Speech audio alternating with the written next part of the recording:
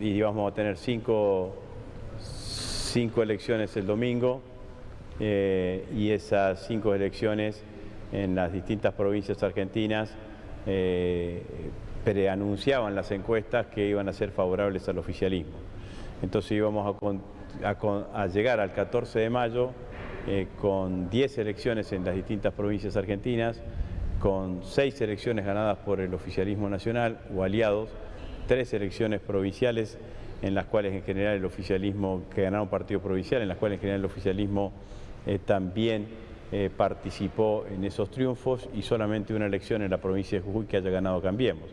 Entonces, esta decisión, que además avanza sobre las autonomías federales y las autonomías provinciales, que si en otro sentido se hubiese tomado hace un mes antes, cuando se había presentado ya las instancias cautelares en la Corte Suprema de Justicia, quizás le hubiese permitido a los partidos políticos acomodarse, tomar las decisiones que tenían que tomar para que se pudiese votar definitivamente también en San Juan y en Tucumán en esta oportunidad. Fíjese usted además que el fallo se da a conocer en un momento en donde un señor Marchi, que hasta hace poco tiempo era el administrador del Poder Judicial de la Corte Suprema de Justicia, estaba declarando en la Comisión de Juicio Político que lleva adelante, en la Comisión de Juicio Político en Diputados, que lleva adelante el juicio político a los 4 miembros de la Corte, estaba declarando, y una de las denuncias que hacía era que a través del señor Robles, el doctor Rosati había aumentado los contratos de integrantes de la Cámara de Casación, que lo sobreselló de una denuncia que arrastraba de hace muchísimo tiempo de enriquecimiento ilícito. Entonces, la situación es una situación compleja, no solamente para nosotros como espacio político y como gobierno, sino para el conjunto de los argentinos, que tiene una justicia que no genera credibilidad y una Corte Suprema de Justicia cada vez más desprestigiada, y en la medida que avance el juicio político en la Corte, cada vez se van a encontrar, y los argentinos vamos a ver una mayor cantidad de cosas. Por ejemplo, el desastre administrativo que fue la gestión al frente de la obra social de los judiciales, que tiene un impacto claramente muy importante, ¿no? Cuando habla del partido judicial, ¿se refiere específicamente al accionar de la Corte o a influencias externas a sus decisiones? Para nosotros el partido judicial es un grupo de jueces y fiscales que actúan no motivados por brindar justicia o aplicar el derecho, sino que actúan motivados por otros intereses. No solamente son los 4 miembros integrantes de la Corte, sino que también son jueces y camaristas que además tienen un nivel de connivencia con sectores de los medios de comunicación muy alto.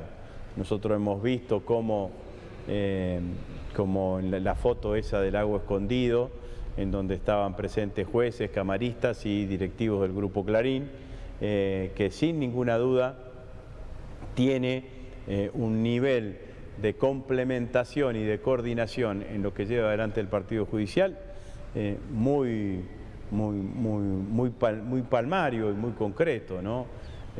Tenemos un poder judicial que es independientemente del poder político, al menos de lo que nosotros representamos como poder político, pero que tiene una connivencia con los sectores corporativos muy importante, y eso hace que se convierta en un poder paralelo, en un suprapoder que no tiene legitimidad democrática, pero toma decisiones que tienen incumbencia en la vida democrática de los argentinos. Suspende elecciones, proscribe a dirigentes políticos.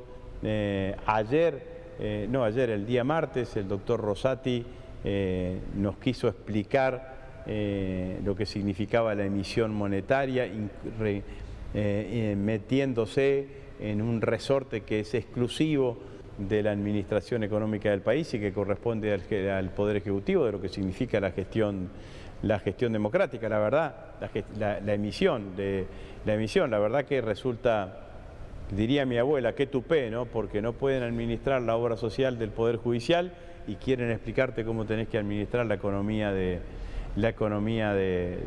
país, pero claramente que van en ese sentido. Tomaron una decisión muy en contra de los intereses federales de la Argentina, cuando fue que fallaron a favor de la Ciudad de Buenos Aires por la discusión o por el juicio que contemplaba los fondos que recibía la Ciudad de Buenos Aires durante la gestión de Macri y que después el gobierno del presidente Alberto Fernández recuperó per se para distribuirlo al conjunto de las provincias argentinas. Bueno, me parece que tenemos una mirada muy precisa de hacia dónde está caminando la Corte Suprema de Justicia en la Argentina. Ministro, buenas tardes, gracias por comunicarse con nosotros. En el día de ayer en el Senado usted expuso de que hay un partido judicial que busca otro tipo de intereses muy distintos a lo que lleva a su función. ¿Cuáles son esos objetivos que usted cree?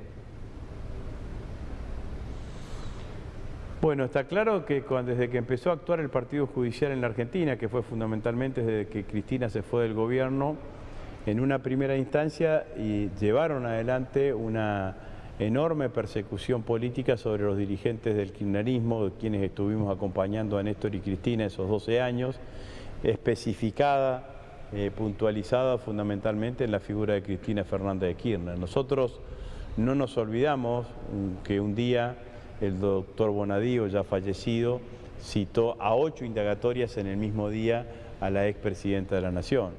No nos olvidamos, por ejemplo, que empresarios que fueron privados transitoriamente de su libertad, involucrados en la causa de los cuadernos o de las fotocopias de los cuadernos, declararon en sede judicial que el doctor Stornelli, fiscal de la causa, les decía claramente que si hacían una declaración que involucrasen a Néstor y o a Cristina, recuperaban inmediatamente su libertad. No nos olvidamos que el doctor Stornelli estuvo meses para ir a declarar, para presentarse a declarar.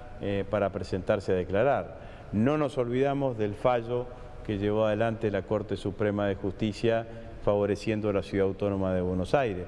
No nos olvidamos de lo que sucedió en Lago Escondido, en donde la Corte no fijó ningún tipo de criterio, no cumplió sus funciones de superintendencia que indica cuál debe ser el comportamiento de los miembros del Poder Judicial, y de que de ese Lago Escondido que después trataron de esconder, se desprendían que jueces y camaristas lo que estaban buscando era falsear facturas para justificar el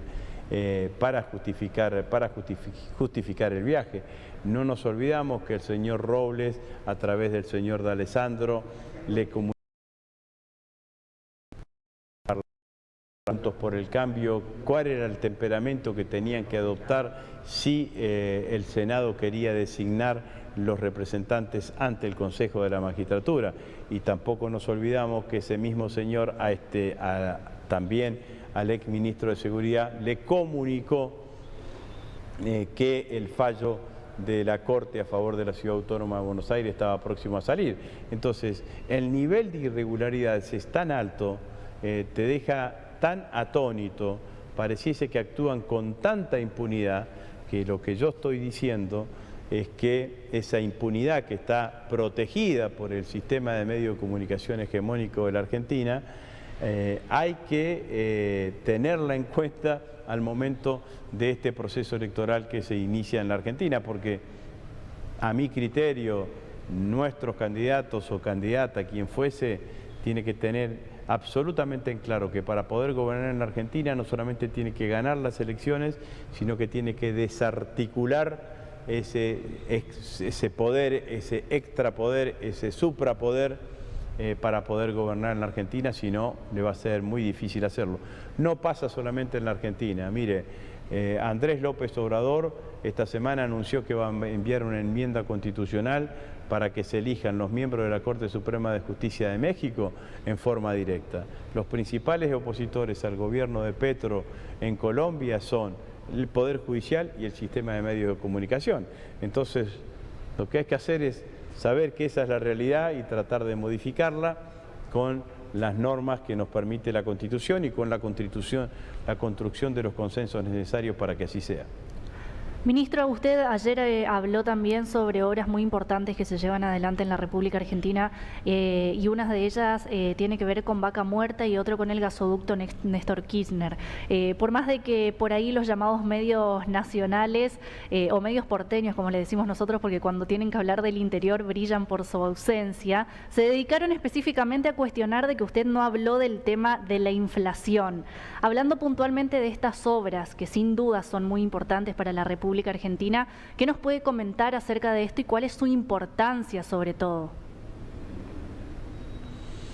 Primero hablé de la inflación. Cuando me hicieron las preguntas correspondientes respondí y expliqué por qué teníamos alta inflación en la Argentina y expliqué lo que significa el faltante de 20.000 millones de dólares de reservas en el Banco Central, producto de la caída de exportaciones a partir de la sequía. Y lo expliqué en el Senado y lo expliqué en diputados.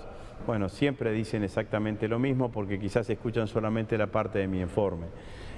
Lo de Vaca Muerta es importantísimo.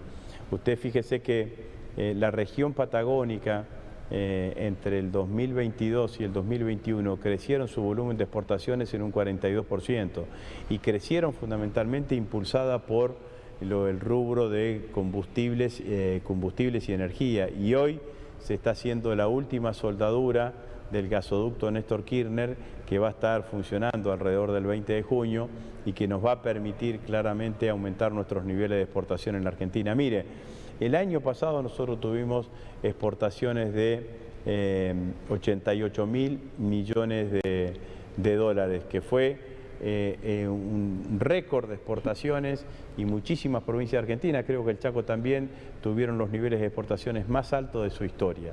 Nosotros estimamos que la Argentina en los próximos años, con el crecimiento del sector hidrocarburífico, el crecimiento del sector petrolero, la actividad de la minería, las economías regionales, la economía del conocimiento, en los próximos años, en el 2027, 2028, vamos a estar alrededor de los 130.000 millones de dólares de exportaciones por año.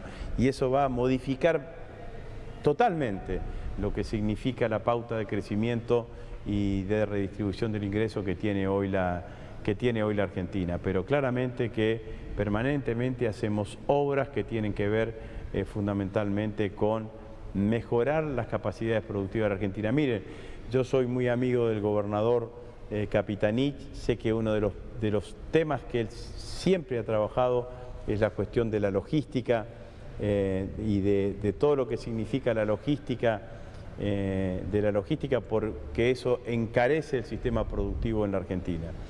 Intervenimos en todos estos años en 3.000 kilómetros de vías férreas, aumentamos la cantidad de toneladas transportada por ferrocarril, casi en un 57% con respecto al 2019, más de 8 millones de toneladas hemos transportado por ferrocarril durante todo este tiempo. Llamamos a licitación por el Canal Magdalena, federalizamos la cuestión de la hidrovía a partir de que hoy está administrada por la Administración General de Puertos, que es una sociedad del Estado, pero constituimos el ente de la hidrovía en donde participan las 7 provincias ribereñas. Y estamos haciendo 3 polos multimodales, es decir, 3 estaciones multimodales, una en Tierra del Fuego, otra en Tucumán y otra en Salta, que están destinadas fundamentalmente allí a combinar los 3 tipos de transporte, por vía marítima, por vía terrestre en sus 2 modalidades, por vía de camiones o también por vía férrea. Entonces, hay una cantidad de inversiones en obras que se están llevando adelante que están destinadas a mejorar todo el sistema productivo de la Argentina, que son las cosas que nos van a permitir tener unos próximos 8 o 10 años de muy buena performance de la economía argentina y con eso generar bienestar para el conjunto de los argentinos. Ministro, no puedo despedirlo sin antes preguntarle qué está pasando en el Frente de Todos con estas internas que se están viviendo constantemente. Por un lado, Alberto, que dice una cosa, Massa sale al otro día a responderle y a pedir que se frenen las internas dentro del Frente de Todos. ¿Usted qué opina sobre esto y cuál es el panorama que se está viviendo? Mire, yo siempre digo que hay que ser muy respetuoso de las dinámicas internas de los frentes políticos, ¿no? Nosotros somos una coalición. Si de acá al 24 de julio la coalición en sí misma naturalmente genera una síntesis, un candidato de síntesis o una candidata de síntesis o una fórmula de síntesis que agregue, que congregue las expectativas de todos los integrantes del Frente de Todos, bueno, seguramente habrá una fórmula única. Y si eso no sucede, habrá paso, porque la síntesis estará repartida en 2 o 3 fórmulas. Yo creo que ninguna de las cosas son inconvenientes a la hora de la potencialidad electoral que pueda llegar y llevar adelante y tener adelante el Frente de Todos. En ese marco, creo que lo mejor es claramente eso. Fíjese una cosa usted, todo el mundo cree que la fórmula de Cristina y Alberto fue una fórmula que surgió de la unidad. No, es al revés, la fórmula generó el consenso. Porque Cristina anunció que Alberto iba a ser su candidato y que ella lo iba a acompañar en la fórmula, y eso después provocó que los gobernadores, los dirigentes del movimiento obrero, los dirigentes sociales, la militancia en su conjunto adhiriese a ese escenario, y al final del proceso se terminó sumando Sergio Massa. Bueno, la verdad es que esto es lo que hay que hacer, hay que ser respetuoso de los procesos. Usted me pregunta cómo va a terminar, si va a ser con una única lista, con 2 o 3 listas. La verdad es que no lo sé cómo va a terminar. Soy de los que tiende a que ser respetuoso de los procesos internos. Sí creo que si uno intenta imponer una decisión forzándola, sin que eso genere consenso, genera más daño que beneficio. Entonces, tiempo al tiempo, todavía falta correr agua bajo el puente, faltan todavía unos cuantos días para el 24 de junio. En épocas electorales esto suele ser bastante, y yo deseo y estoy casi convencido que vamos a encontrar la mejor arquitectura electoral para competir en las elecciones de este año. Ministro, ¿Massa es el precandidato a presidencia de la Nación por parte del Frente de Todos? No, le acabo de decir que hay que ver cómo evoluciona el proceso político en la Argentina. Massa ni siquiera ha dicho que quiere ser precandidato. O sea que trato de no dar nombres, digamos, no porque siempre uno por ahí puede decir una palabra o un acento de más. Simplemente lo que quiero decirle es lo que le acabé de decir. Me parece que todavía falta un tiempo para que la arquitectura electoral del Frente de Todos quede determinada. Esa arquitectura electoral, según la dinámica interna, nos puede depositar en un candidato, en una sola fórmula, sí es posible. Nos puede depositar en 2 o 3 fórmulas, también es posible. Dependerá de la dinámica interna y lo vamos a conocer, creo yo, lo más cercano al cierre de las listas, que es el 24 de junio. Ministro, muchísimas gracias por su tiempo. Le agradecemos este tiempo que ha tenido para Norte Grande Federal. Muchas gracias. Bueno, muchísimas gracias y un saludo para todas y todas y buen fin de semana. Noticias desde el interior del país.